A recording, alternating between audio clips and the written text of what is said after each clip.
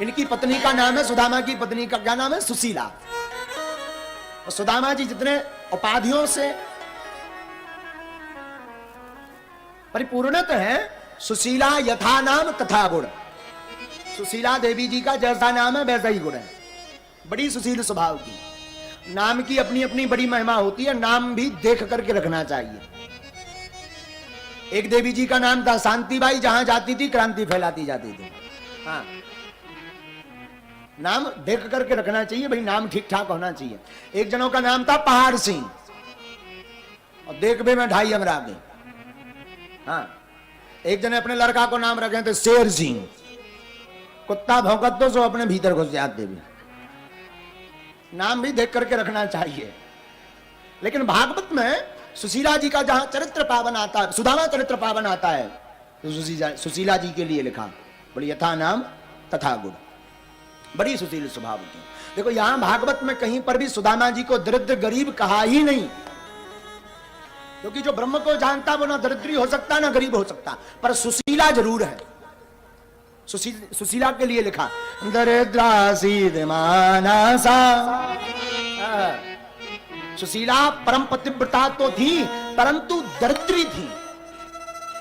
उन्हें अपेक्षाएं थी ऐसा हो जाए ऐसा हो जाए, माताओं को अपेक्षा होती ही है ज्यादा, ये ऐसा हो जाए ये ऐसा हो, पर गरीब नहीं लिखा, दरिद्र लिखा।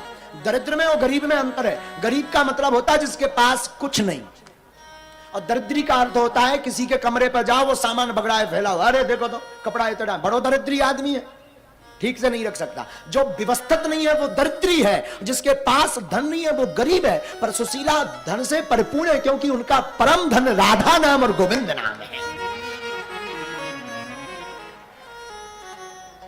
चोर न चोरी कर सके, भाई न बांटे दाम, परम धन राधा राधा परम धन राधा राधा। ना तो चोर चोरी कर सकता, ना भाई बांट सकता, ना कोई ईर्षा कर सकता, ना द्वेष कर सकता। एक धन ऐसा है, बोले कौन सा? परम धन राधा राधा। हरि नाम धन ऐसा है जो कोई नहीं छुड़ा सकता साधु। इसलिए दरिद्रासीद मानसा, दरिद्र का अर्थ है तो संतुष्ट का, जो संतुष्ट नहीं है,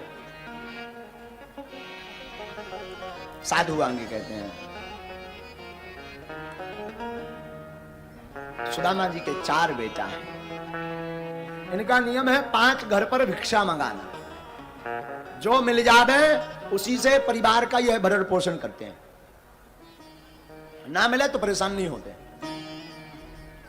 और कभी कभी कई बार ऐसा निकल जाता कि इनके घर पर प्रसाद नहीं बनता, और सुदामा ना तो शिकायत करते ना किसी से मांगते, जो मिल जाता उसी में जय जय।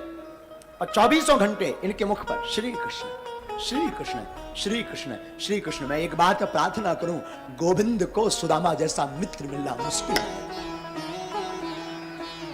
अगर कोई बढ़िया मित्रता में रहा ठाकुर के जीवन में, तो ठाकुर के जीवन में सिर्फ सुदामा एक ऐसे मित्र थे जो मित्र नहीं परम मित्र थे। सुदामा जैसा त्याग कोई और कहां मित्रता में कर सकता।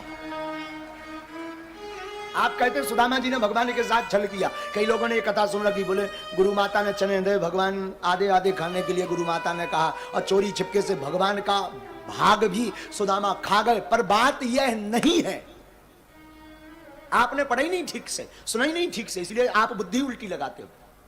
सुदामा जैसा न मित्र हुआ न हो सकता। सुदामा गोविंद के परम मित्र थे, और शरणागति और समर्पण सीखना तो सुदामा से सीखो। पता है वो चने किसके थे? यह चने एक बूढ़ी अम्मा के थे, और बूढ़ी अम्मा सिला बीन बीन करके वो चने रखे हुए थी, उसने पोटली बनाकर घर पर रखी थी। एक चोरी चोरी करके वो चने ले गया।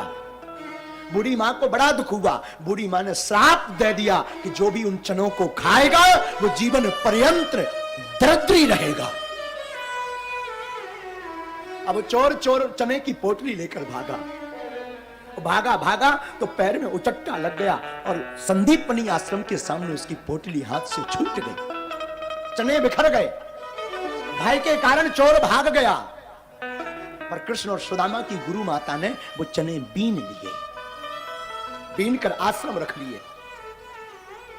और जब एक दिन लकड़ी लेने के लिए सुदामा और कृष्ण को भेजा, तो कुछ भोजन था नहीं, तो गुरु माँ ने कहा बेटा, कृष्ण आगे निकल गए, सुदामा को बुलाया, सुदामा इधर आओ, ये चने ले जाओ, ये पोटली ले जाओ, भूख लगे तो आधा आधा बांट कर खा लेना।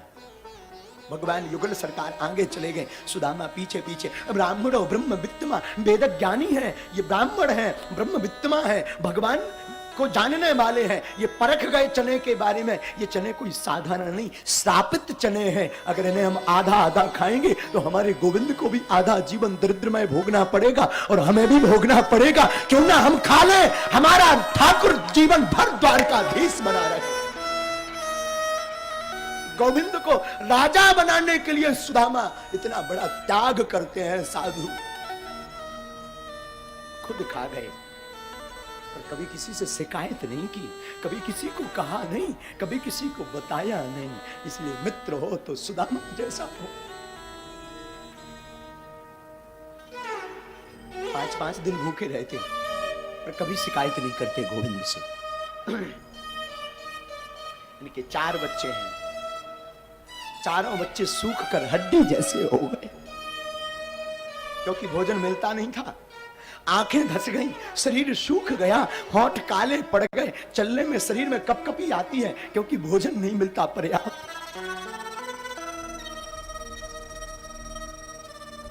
एक दिन सुदामा मांगने गई, 5 घर पर कुछ नहीं मिला। सुशीला तो आशा में बैठी थी, स्वामी आएंगे, कुछ लाएंगे, हम कुछ आहार बनाएंगे, बच्चों को पवा देंगे, बच्चे तंदुरुस्त होंगे, भोजन पाकर के प्रसन्न होंगे। पर सुशीला ने देखा आज कुछ भी हाथ में नहीं है। सुशीला ने पूछा, स्वामी कुछ नहीं मिला? गोविंद बोले, सुदामा बोले, देवी आज कुछ नहीं मिला, बच्चों को क्या जवाब दूं? बच्चे आ गए दौड़ते हुए, माँ माँ भूख लगी है, भोजन दो ना।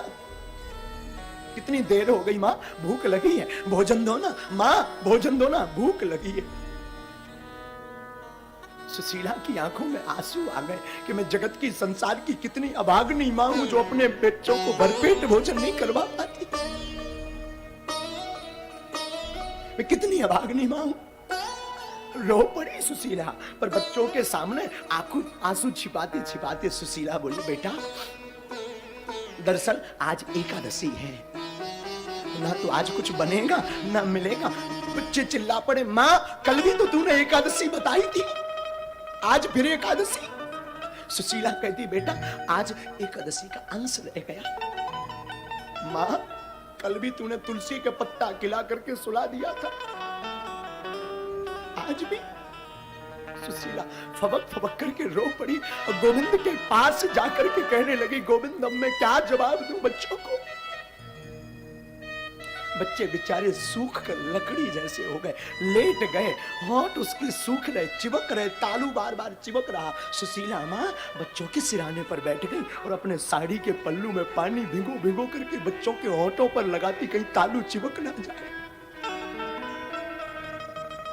महाराज गरीबी सबसे बड़ा अभिशाप है। गरीबी से बड़ा कोई अभिशाप नहीं है। मैं व्यास पीठ से प्रार्थना करता हूं, गोविंद किसी को कुछ बनाना या मत बनाना, पर किसी को गरीब मत बनाना। और आज भी हमारे भारत देश में हजारों लोग भूखे सोते हैं। आज भी बेचारे भूखे सोते हैं हमारे देश में, आज भी भूखे सोते हैं। श्रीमान हमारा निजी अनुभव है, हम किसी की बात नहीं कहते, हमारा निजी अनुभव है कि जब 2 रुपया ना हो ना तो कोई पूछता नहीं है, और कोई उधार नहीं देता। इसलिए नहीं देता क्योंकि ये चुका नहीं पाएगा। बड़े लोगों को ही उधारी मिलती है, गरीबों का तो सिर्फ परमात्मा होता है।